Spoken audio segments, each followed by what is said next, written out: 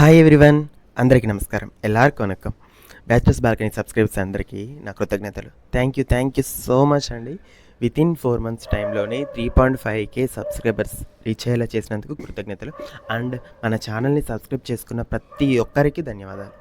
And ఇంకొక విషయం ఏంటంటే, వితిన్ లెస్ టైం, ఇంత తక్కువ టైంలో ఇంత ఫాలోవర్స్ వస్తారని నేను ఎప్పుడు అనుకోలేదు. కానీ అన్ఎక్స్పెక్టెడ్గా ఇంత తక్కువ టైంలోనే 3.5K సబ్స్క్రైబర్స్ అంటే అస్సలు ఎక్స్పెక్ట్ చేయలేదు.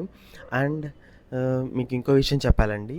అదేంటంటే, ఇక నుంచి మన ఛానల్లో నార్మల్ డైలీ వ్లాగ్స్ కూడా వస్తాయి, డే రొటీన్స్ వస్తాయి, అండ్ ఫెస్టివల్స్ వీడియోస్ వస్తాయి. అన్ని రకాల వీడియోస్ ఇక నుంచి నేను పోస్ట్ చేయడం కూడా జరుగుతుంది. అండ్ వీటితో పాటు మరి వంటలు మిస్ అయిపోతాం కదా అని అనుకోకండి. వంటలు వస్తాయి, అన్ని videos, all varieties of videos ఇక నుంచి మన ఛానల్లో తప్పకుండా ఉంటాయి. అండ్ మిమ్మల్ని ఎంటర్టైన్ చేసే విధంగా కూడా నేను ప్లాన్ చేస్తున్నాను అనమాట. అండ్ ఇంకొకటి ఏంటంటే, నిన్న యాక్చువల్గా నేను ఫస్ట్ సబ్స్క్రైబర్స్ ఎలా అయ్యారంటే, ఇంత తక్కువ టైంలో నేను స్టార్ట్ చేసినప్పుడు నేను ఎవరికి చెప్పలేదు ఇలా స్టార్ట్ చేశాను. అయితే నేను ఫస్ట్ ఇన్స్టాగ్రామ్లో పెట్టడం స్టార్ట్ చేశాను, సాంగ్స్ పెట్టి. అలానే ఇందులో కూడా, యూట్యూబ్లో కూడా అలానే పెడుతూ ఉన్నాను అనమాట. కానీ ఒకానొక టైంలో జస్ట్ యూట్యూబ్లో పెట్టేసి ఎవరికి చెప్పలేదు. అయితే ఒక 1 week తర్వాత చూస్తే 100 సబ్స్క్రైబర్స్ ఉన్నారు. 98 మంది సబ్స్క్రైబర్స్ వచ్చారు ఆ టైంలో ఎగ్జాక్ట్గా. అయితే నేను ఆఫీస్లో కొలీగ్స్ చూసి అడిగారు, ఈ ఛానల్ నీదేనా, బ్యాచిలర్స్ బాల్కనీ అని ఉంది, నీ ఇన్స్టాగ్రామ్ పేజ్ కూడా ఇదే కదా అని అడిగారు. అయితే అవునండి అని అన్నాను. అవునండి అని చెప్పి వాళ్ళకి చెప్పిన వెంటనే వాళ్ళిద్దరు సబ్స్క్రైబ్ చేసుకున్నారు. ఆ అక్క అండ్ అన్న ఇద్దరు సబ్స్క్రైబ్ చేసుకున్నారు. వాళ్ళిద్దరు సబ్స్క్రైబ్ చేసుకున్న తర్వాత 100 అయ్యారు. 100 అయిన తర్వాత నాకు ఇంకా హ్యాపీనెస్ మామూలుగా లేదు.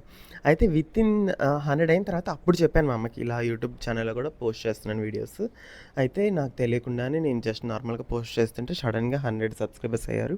నాకు చాలా హ్యాపీగా ఉంది మా, అది ఇది అని చెప్పి నేను షేర్ చేసుకున్నాను. అయితే తర్వాత మా అన్న చెప్పాడంట మా అమ్మకి, ఇన్స్టాగ్రామ్లో ఇలా వీడియోస్ పెడుతున్నాడంటే. అవునా, నాకు రావట్లేదంటే. మా అమ్మ ఇన్స్టాగ్రామ్ వాడరు అనమాట, ఎలా వాడాలో తెలియదు. సో యూట్యూబ్లో పెట్టడం స్టార్ట్ చేశాను. 100 సబ్స్క్రైబర్స్ అయ్యాక మా అమ్మకి చెప్పాను అనమాట. తర్వాత 100 అయిన తర్వాత వితిన్ 1 or 2 weeksలోనే 500+ అయ్యారు సబ్స్క్రైబర్స్. నేను షాక్ అయిపోయాను. వావ్, ఏంటి ఇంత స్పీడ్గానే, ఇంత స్పీడ్గానే, అది కూడా 100 ఎక్కడ, 500 ఎక్కడ, 500 సబ్స్క్రైబర్స్ వితిన్ 1 weekలో. అంటే మన ఛానల్ పెట్టిన 15 daysకే, అంటే 15 days కూడా అవ్వలేదు అప్పటికి, అంతే 14 to 15 daysకి, అంటే 2 weeksలోనే 500 సబ్స్క్రైబర్స్ అయ్యారు. 500 సబ్స్క్రైబర్స్ అయినప్పుడు నాకు చాలా హ్యాపీగా అనిపించింది. ఇంకా ఆ టైం నుంచి ఇంకా నేను నార్మల్గా స్టేటస్ పెట్టడం స్టార్ట్ చేశాను. అండ్ తెలిసిన వాళ్ళకి ఇలా ఛానల్ ఉందని చెప్పడం స్టార్ట్ చేశాను. అలా వస్తూ ఉన్నింది. అయితే మధ్యలో ఇంకా ఆగిపోయారనమాట, 700 దగ్గర ఆగిపోయారు. ఇంకా సబ్స్క్రైబర్స్ అవ్వట్లేదు ఎలా అనుకుంటే, అదే టైంలో నేను హైదరాబాద్ నుంచి ఇంటికి వెళ్ళాను. ఇంటికి వెళ్ళిన తర్వాత మా అమ్మ అన్నారు, ఏంటయ్యా ఈ మధ్య సబ్స్క్రైబర్స్ పెరగట్లేదు, ఆగిపోయారు అని. అయితే నేనన్నాను, ఒకసారి అలా పెరుగుతారు, ఒకసారి ఆగిపోతారు, ఏమోలేమా, నాకు పెద్దగా ఐడియా లేదు, కాకపోతే పెరుగుతారు, ఏం డిసప్పాయింట్ అవ్వకుండా మనం వీడియోస్ పెడుతూ ఉండాలి అని చెప్పాను. ఇంటికి వెళ్ళిన 2 daysలోనే 700 కాస్త 1K అయిపోయారు. 1008 మెంబర్స్ అయ్యారు.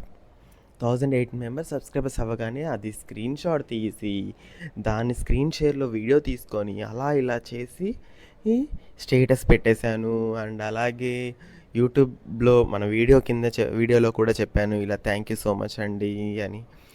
అంత హ్యాపీగా అనిపించింది. ఎలా అంటే 15 daysకేమో 500 అయ్యారు.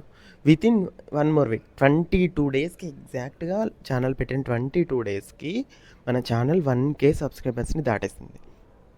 సెకండ్ ఇంకా అలా పెరుగుతూ వచ్చిందనమాట. మధ్యలో కాస్త గ్యాప్ వచ్చింది, అంటే వీడియోస్ కొంచెం కంటిన్యూ చేయలేకపోయాను. 3 days 2 days అలా గ్యాప్ వచ్చింది డ్యూ టు ప్రాజెక్ట్ వల్ల. ప్రాజెక్ట్లో కొంచెం ఇబ్బంది అవుతూ, అలాగే వర్క్ కొంచెం హెవీ ఉంటూ అలా చేయలేకపోయాను. కానీ వారానికి ఖచ్చితంగా 2 to 3 వీడియోస్ ఖచ్చితంగా పోస్ట్ చేసేవాడిని. షార్ట్స్ కానీ, లాంగ్ వీడియోస్ కొంచెం తగ్గించాను, మళ్ళీ ఈ మధ్య పోస్ట్ చేయడం స్టార్ట్ చేస్తున్నాను.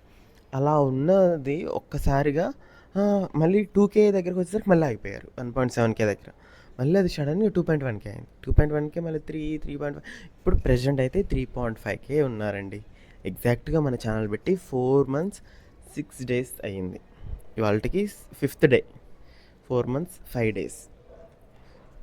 ఈ 4 మంత్స్ 5 డేస్లో వీడియోస్ తీయడానికి ఎన్ని స్ట్రగుల్స్ ఫేస్ చేశాను. మన వీడియోస్ కూడా దాదాపు 116, 117 వీడియోస్ దాకా ఉన్నాయి. 116 ఉన్నాయి. ఈ 116 వీడియోస్ తీయడానికి నేనెంత స్ట్రగుల్ అయ్యాను. మళ్ళీ వీడియోస్ తీస్తే సరిపోతుందా, ఎక్కువ నేను షార్ట్సే పెట్టేవాడిని. షార్ట్స్ ఎలా అంటే ఎంత వర్క్ చేసినా 1 మినిట్లో అయిపోవాలి. 1 మినిట్ 1.5 మినిట్లో షార్ట్ పెట్టేయాలి.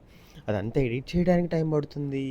ఈ మధ్య రీసెంట్గా ఒక 30 వీడియోస్ అయిన తర్వాత నుంచి, అంటే లాస్ట్ 70, 80 వీడియోస్ నుంచి నేను వాయిస్ ఓవర్ ఇస్తున్నాను. ఈ వాయిస్ ఓవర్ ఇవ్వడానికి, తర్వాత సాంగ్స్ పెట్టడానికి, ఏ సాంగ్ సెలెక్ట్ చేయాలని అది పెట్టడానికి, ఇదంతా వామ్మో ఎంత అంటే అంత ఇబ్బంది అయింది. అయినా సరే నేను ఎక్కడా వదిలిపెట్టలేదు. పెడదాం పోయేదేముంది. ఒకరోజు అయితే నైట్ వాయిస్ ఓవర్ ఇవ్వడానికి 2 టైమ్స్, 3 టైమ్స్, 4 టైమ్స్ ఇవ్వాల్సి వచ్చేది. ఎందుకంటే మధ్యలో ఏమైనా కుక్కలు అరుస్తూ, వాహనాలు ఏమైనా వెహికల్స్ వస్తూ అలా ఇలా మా రూమ్ వాళ్ళు అరుస్తూ అలా వామ్మో చాలా అంటే చాలా స్ట్రగుల్ ఫేస్ చేశాను. అంత స్ట్రగుల్ ఫేస్ చేసిన తర్వాత అప్పుడు ఒక్కో డే ఎలా అయ్యేదంటే నైట్ 1:32 కూడా అయ్యేది. డబ్బింగ్ చెప్తూ అదే ఎడిటింగ్కి వాయిస్ ఓవర్ ఇస్తూ ఎడిట్ చేసుకుంటూ 11 స్టార్ట్ చేస్తే 1:32 కూడా అయ్యేది.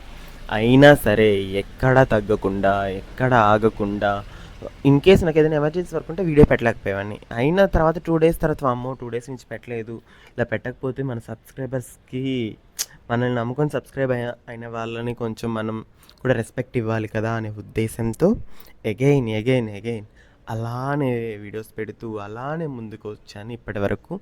ఇప్పుడు మనకైతే 3.5K సబ్స్క్రైబర్స్ అయ్యారు. ఇది మన జర్నీ. అండ్ ప్రతి వీడియోకి ఆలోచించుకునేవాడిని, ఈ వీడియో తీస్తే ఈ వీడియోకి వాయిస్ ఓవర్ ఇవ్వడం. షార్ట్స్కి అయితే మరీ ఇబ్బంది అయిపోయేది. ఒకసారి కుదిరినట్టు ఒకసారి కుదిరేది కాదు, 3 టైమ్స్ 4 టైమ్స్ ఇవ్వాల్సి వచ్చేది. చాలా అంటే చాలా స్ట్రగుల్స్ ఫేస్ చేశాను. చాలా స్ట్రగుల్స్ ఫేస్ చేస్తూ కానీ ఎక్కడా నేను స్టాప్ చేయాలనుకోలేదు. ఒకసారి అనిపించింది, 2 సార్లు కూడా కాదు, ఒకసారి అనిపించింది. ఒకసారి ఆపేద్దామా, ఎందుకు ఇంత స్ట్రెస్ తీసుకోవడం. మళ్ళీ ఎర్లీ మార్నింగ్ 6 or 7 కల్లా లేవాల్సి వచ్చేది. ఒక్కొక్కసారి మహా అయితే 8 దాకా పడుకునేవాడిని. నైట్ 2 to మార్నింగ్ 7, 6కి లేస్తున్నామంటే స్లీప్ సరిపోయేది కాదు. ఇప్పుడు ఈ మధ్య నేనేం చేస్తున్నానంటే, దానికంటూ వర్క్లో ఉండగా కూడా కొద్దిగా ఏదైనా వర్క్ మధ్యలో గ్యాప్ వచ్చిందని ముందు ఎడిట్ చేసేసుకుంటున్నాను. కానీ నేను అప్పుడు ఎలా చేసేవాడినంటే ఇంటికి వచ్చి ఎడిట్ చేసుకుని అప్పుడే వాయిస్ ఓవర్ ఇవ్వడం జరిగేది. కానీ ఇప్పుడు ముందే ఏం చేస్తున్నాను, గ్యాప్ దొరికినప్పుడు ఎడిట్ చేసేసుకుంటున్నాను, తర్వాత వాయిస్ ఓవర్ ఇస్తున్నాను. అందువల్ల నాకు చాలా అంటే చాలా స్ట్రెస్ కొద్దిగా టైం దొరకగలిగింది. అండ్ ఇంకొంచెం బెటర్గా వీడియోస్ వస్తున్నాయి.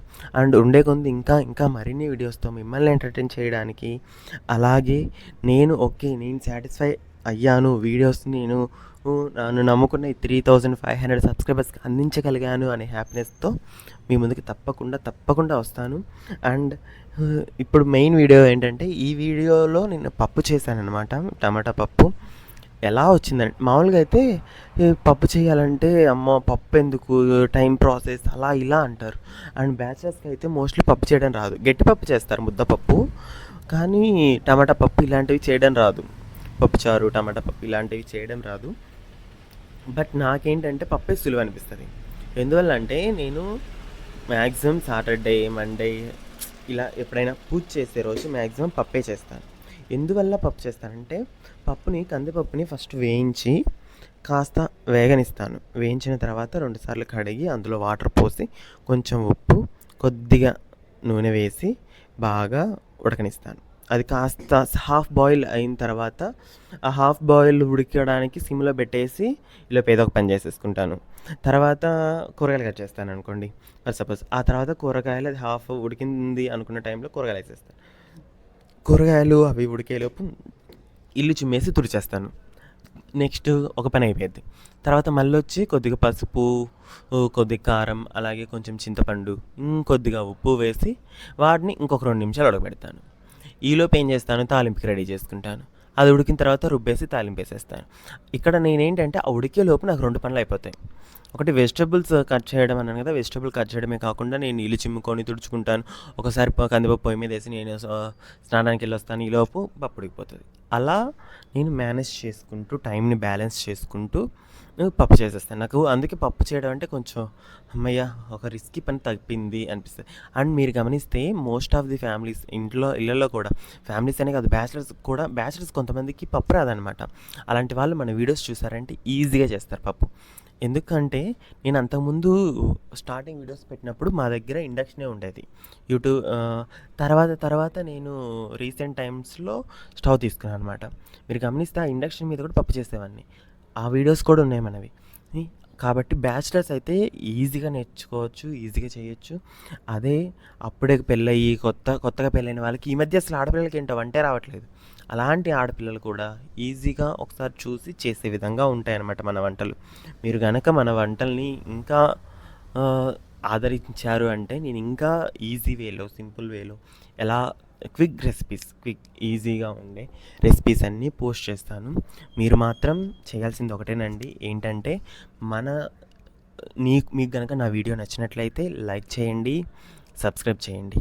ఆ తర్వాత మీరు ఎవరికైనా షేర్ చేయాలనుకుంటే షేర్ చేయండి. ఇక నుంచి లాంగ్ వీడియోస్తో పాటు షార్ట్ వీడియోస్ బోత్ వస్తాయండి. మీరు మాత్రం బ్యాచిలర్స్ బాల్కనీ పైన ఒక కన్నేసి ఉంచండి.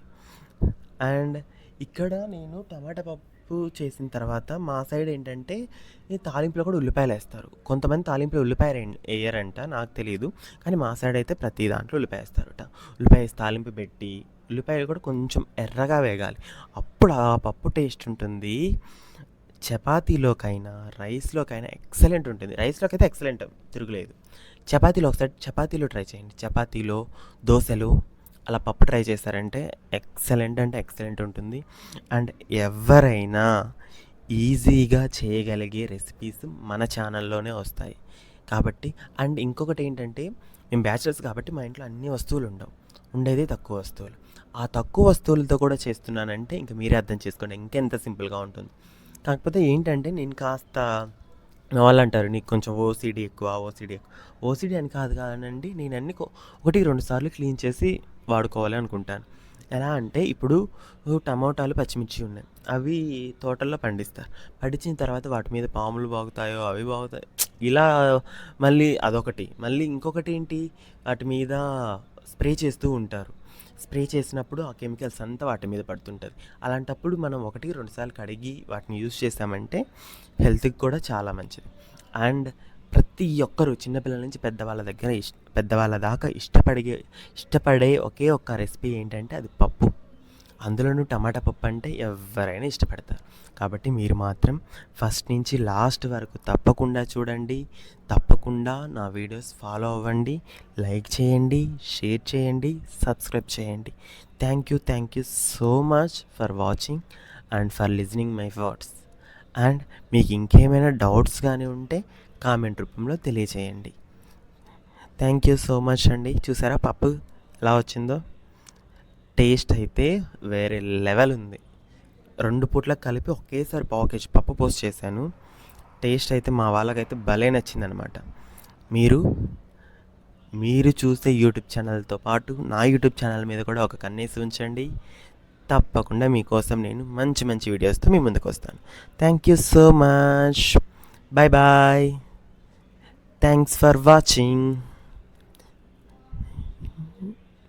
Thank you so much. Take care. Bye bye. Happy weekend.